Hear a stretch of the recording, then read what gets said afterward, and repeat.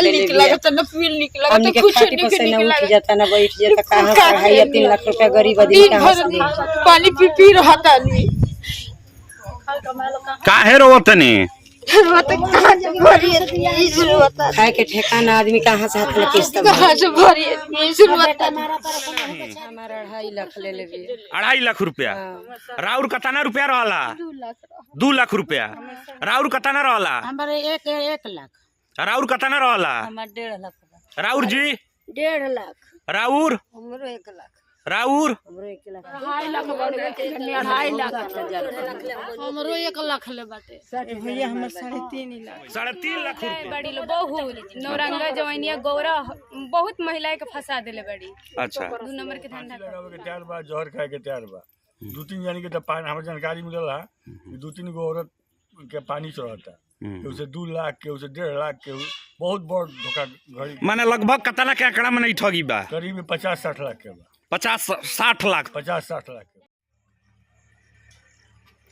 नमस्कार हम ब्रजेश राय और वो सब देख रहल बनी दियारा भोजपुरी। अभी एगो ताज़ा अपडेट निकल के आइल बा हमनी के दियारा इलाका के गौरा गांव से। हमरे वो सबके बता दी दे जे बिहार सरकार द्वारा भारत सरकार द्वारा अनेकों जौन बा की सामूहिक जौन बा की महिला के उत्थान खातिर ग्रामीण स्तर पर एक से एक योजना चल रहा बड़ी सौ जौना में खास करके जीविका जौन बा की महत्वपूर्ण भूमिका निभा रहा बा ग्राम के महिला के उत्थान खातिर। यही आभा मंडल में हम बता दी कि यही तरीका के बहुत सारा प्राइवेट समूह जौन की महिला लोग के बीच में लोन देवे के काम करत तरी सो ए लोग के भलाई के बात बता के भरमा के आ कौना तरीका से ठगी चल रहा बा हमनी के दियारा इलाका में देख सकतनी जे काफ़ी संख्या में गौरा गांव के महिला लोग एकत्रित भइल बा गौरा गांव के मुखिया जी के यहाँ अपन फरियाद लेके जे मुखिया जी हमनी के ठगा गइल बनी जा हमनी के केहू तरीका के जौन बा की ठग ले बा का मैटर बा तमाम चीज़ का हमनी के जानकारी लेवे के प्रयास करब जा। तो सबसे पहले यहाँ के बैठल बनी चाची का नाम पड़ी अपन चिंता का भइल बा काहे खातिर जुटल बनी सबे झूठल बनी जा कि हमनी से धोखा कइले बिया एगो नाऊ अच्छा रुपया निकलवा ले बिया आ कुल ले वाला मैनेजर अच्छा आ उ दोनों आदमी मिल के हमनी के एको पैसा मिलल नहीं खे। अब कहत लोग बीट भरत तू तो हमनी के कहां से भरी जे खाए के ठिकाने नहीं खे ना हमरा लइका बा ना फैका बा का मैटर भाई मैटर बा कि बंधन बैंक से आदमी लोन निकाल के अच्छा बंधन बैंक है बंधन बैंक एकर ऑफिस कहाँ बा बेलवानी है बेलवनिया में का भइल भाई जब ऋतु नाउन बड़ी उ गौरा के अपन सबसे भरमा के लोन लेके भाग गई बड़ी आशा में बड़ी आदमी कहाँ से बड़ी गरीब आदमी के 2 पैसा का लालच दे के एको पैसा नहीं के एक सब पैसा वो जो मैनेजर उनके हाथ के देले बा। अच्छा अच्छा आउ केहू के देले नहीं खी कोई के नहीं खी देले तू अभी कहाँ बड़ी गांव छोड़ के भाग गई बड़ी उनका पत्ते नहीं खे माने गांव छोड़ के भाग गई बड़ी आ उ माने कि बेलवनिया से जौन बंधन बैंक रहल है ओकरा संगे मिल के ये तरीका के ठगी कताना लोग माने पैसा ऐसे भइल बहुत महिलाएं बड़ी लो बहुत नौरंगा जवनिया गौरा बहुत महिलाएं के फंसा देले बड़ी। अच्छा 2 नंबर के धंधा करके तो उ खाली उनके नाम बाकी उनका संग औरू लोग बा बहुत उनका से उ सब मैनेजर से मिलल बड़ी। कौना बैंक से लोन रहल है बंधन बैंक से बा कोटक ग्रामीण उत्कर्ष सत्य बिहिया बा बेलवनिया बा। तो ये पहले से पता रहला कि कुल प्राइवेट बैंक है सो एकर में जलसाजी हो सकता ना देख सकतनी ये लोग के का नाम बा जे बहुत तरीका के बिहिया में बेलवनिया में ऑफिस खोल आ जौन बाकी ग्रामीण महिला के बीच ये लोग के अशिक्षा के कारण जौन बाकी ठगी के शिकार हो रहा बोलो। हम बता दी कि आए दिन ये चीज़ का हम वीडियो भी दिखावे के प्रयास किए बनी। पिछला साल जब बाढ़ आई रहे तो बाढ़ में मैंने सोच सकतनी कि ग्रामीण दियारा इलाका बाढ़ के इलाका हो बाढ़ जावेला केहू के पहले खाए के मवेशी बांधे के जगह तक ना रहेला वो स्थिति में उ लोग आके पानी लांग आ महिला के तंग करके आ रुपया किस्ती अपन उगाही करेला लोग आ सोच सकतनी कि कतना बीच एजा बड़ा ठगी भइल बा। तो एजे के मुखिया जी बानी हमनी के जानब जा मुखिया जी की का ई मामला का भइल बा का पहले तरह चैनल के स्वागत बा। जितना ई सब महिला बड़ी सब अनपढ़ ग्रामीण महिला है केहू के साइन करे ना आवे आ ऋतु पंचायत में आशा कार्यकर्ता रही है उहे वो जरे मिल के से पैसा कढ़वा मैनेजर साहब चाहे जे ओकर कर्मचारी रहे ये लोग के हाथ में 1 रुपया मिलल नहीं है। ये लोग फांसी लगावे के तैयार बा जहर खाए के तैयार बा दू तीन जानी के तो पानी हमें जानकारी मिलल है कि दू तीन गो औरत के पानी चढ़ता केहू से 2 लाख केहू से 1.5 लाख केहू बहुत बड़ धोखाधड़ी माने लगभग कतना के आंकड़ा में नहीं ठगी बा करीब 50-60 लाख के बा 50-60 लाख 50-60 लाख के बा। तो का भी बुझाता जे कहाँ भी है महिला आखिर में वो महिला गांव छोड़ के भाग गई तो प्रशासन एकरा पर कोनो एक्शन रिएक्शन कौनो एक्शन प्रशासन निकले आ गांव में ई बहुत बड़ माने हादसा हो गयो। ई महिला बहुत गरीब भुखमरी के शिकार बड़ी सो और उ सब जहर खाए के तैयार बड़ी आ उ आवत रहे सो मांगे तो 9 बजे राती में घर में ढुक के हनी के बेआबरू करते रहे सो उ जोन बैंक के एजेंट चाहे जोन हो के लुटेरा बड़े सेक्टर एकदम जिसे माने recovery agent recovery agent recovery agent 9 बजे राती में ढुक के अब फुहर पातर करते रहे बेइज्जत करते रहे लोग गैस उठा के लेते रहे सुतल रहते लोग तो तंग करते रहे छेड़खानी करते रहे आ पर प्रशासन ध्यान नहीं देते ना कोनो केहू ध्यान देता देख सकत नहीं औरू लोग भाई जब ठाकुर जी रउआ एकरा पर मने का मैटर भाई वो बहुत नाजायज के लिए बड़े सर महिला और बैंक के कर्मचारी सारा मिल के तब एकरा पर का हो सकता प्रशासन इस पर कार्रवाई करे महिला लोग के जान बचावे खातिर ये लोग के सुरक्षा देवे माने बहुत तंग कइल जा रहल बा लोग के बहुत आवश्यकता से ज्यादा तंग करते रहे सब बेआबरू करते रहे सब परेशान करते रहे सब ये सब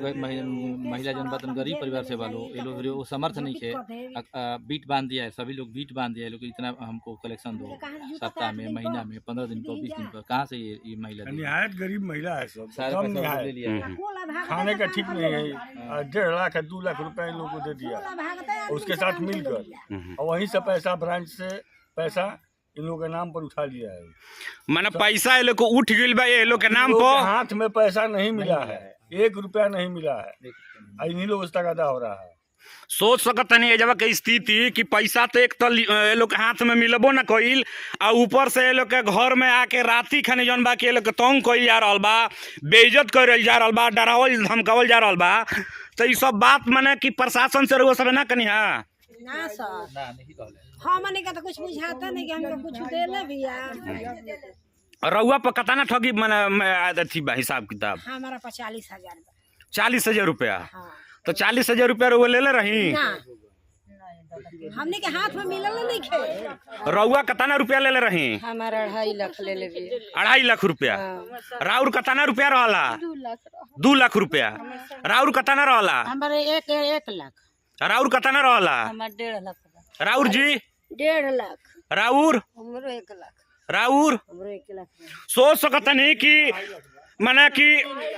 हिनकर देख ली 2.5 लाख 2.5 लाख हमरो 1 लाख ले बाटे भैया हमर 3.5 लाख 3.5 लाख रुपया तो मैंने 3.5 लाख रहू में से ले लहू रहनी हाँ कि हम मैनेजर के देले बिया अपने ले ले बिया हमनी के 1 रुपया देले नहीं देले नहीं खे आ साइन रउआ सब जाके क देले बने साइन हमनी के पति के जगह पर मैनेजर कइले बा आ गारंटर के जगह अपने कइले बिया हमनी के केहू ना बेटा जन्मे बना के बा मैनेजर के बा भी रविंदर सर बाड़े एगो बंधन में रविंदर सर बाड़े आ सत्या में ई बाड़े तो रउआ को गो समूह से पैसा ले रही हम 4 गो से दिवा दे 4 गो से कतना बंधन से कतना ले रहनी है बंधन से हम 1 लाख ले रहनी है में भर देले बिया 30,000 माने बंधन से 1 लाख ले रहनी है रउआ माने 30,000 भर रह गइल बा हां और कुल भरा गइल बा बाकी आ उत्कर्ष में 40,000 रह गइल बा उत्कर्ष ये एकर ऑफिस कहाँ बा ये बिहिया बा ये उत्कर्ष के माने बिहिया बा एकरा से कतना ले रहनी सत्या बड़ुए ओकरो बिहिया ब्रांच अच्छा उत्कर्ष सत्या आ बंधन हां तो उत्कर्ष में सत्या में ले बनी 75,000 तो अभी ओकर एजेंट आवत रहे सर की हां आ कुल उहे ले ले बिया हम 1 रुपया नहीं खिले ले माने साइन रउआ सब के कइले बानी पैसा दोसर के ले ले बा नहीं हम ठेपा देले बानी लूट नहीं खे तो अपन हाथ से ध के ऋतु करा ले गारंटर अपने बनल बिया आ पति के जगह वो मैनेजर से साइन करवावले बिया हमनी के कुछ नहीं के बुझाइल का जने का संघा देले बिया हमनी के खाटी पर से ना उठ जाता ना बैठ जाता कहां से 2.5-3 लाख रुपया गरीब आदमी कहां से दे पानी पी रहता आदमी काहे रोवतनी खाए के ठेकाना आदमी कहाँ से हाथ लगे कहां से भरी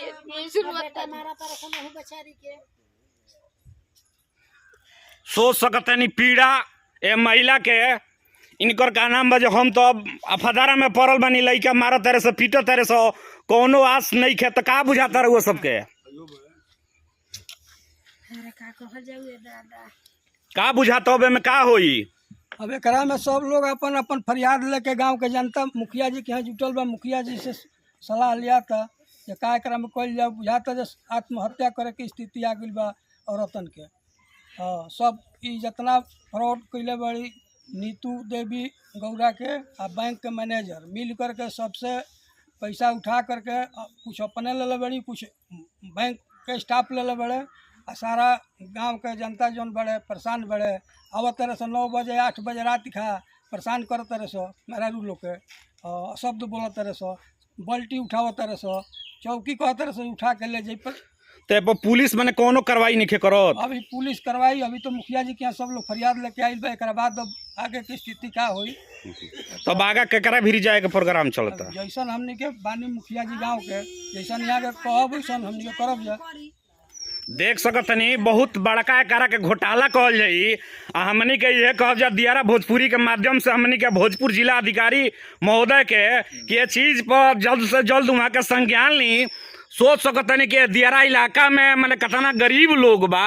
जे पढ़ल लिखल नहीं खे, ओकरा कोनो चीज के आता पता नहीं खे। ओ तरीका के या कुकुरमुत्ता के तरफ प्राइवेट चिट फंड कंपनी आके आम आवाम के भरमा रहल बड़ी सो। एकरा पर जल्द से जल्द जांच होके के चाहिए। आ जे एकरा पीछे साजिश करता बा, जे एकरा के ए तरीका के कुकृत्य करे वाला लोग बा, ओकरा पर कानूनी कार्रवाई होके के चाहिए। लास्ट में हमनी के आखिरी में गौरा पंचायत के मुखिया जी से जाने के चाहब जा कि मुखिया जी ए पर रउआ तरफ से अभी का होई? प्रशासन से दरोगा जी से हम कहनी है शाम में मिल के विषय वस्तु से हम अवगत कराई, ओकरा बाद सोचलिए। आखिरी में यहाँ के बतौनी जे हमनी के प्रशासन से मिल के एकरा पर कौना तरीका के कार्रवाई हो सकता, वो मुखिया जी द्वारा जरूर प्रयास होई। तो आज के वीडियो में इतना ही। हम ब्रजेश राय, देखत रही दियारा भोजपुरी। बहुत बहुत धन्यवाद।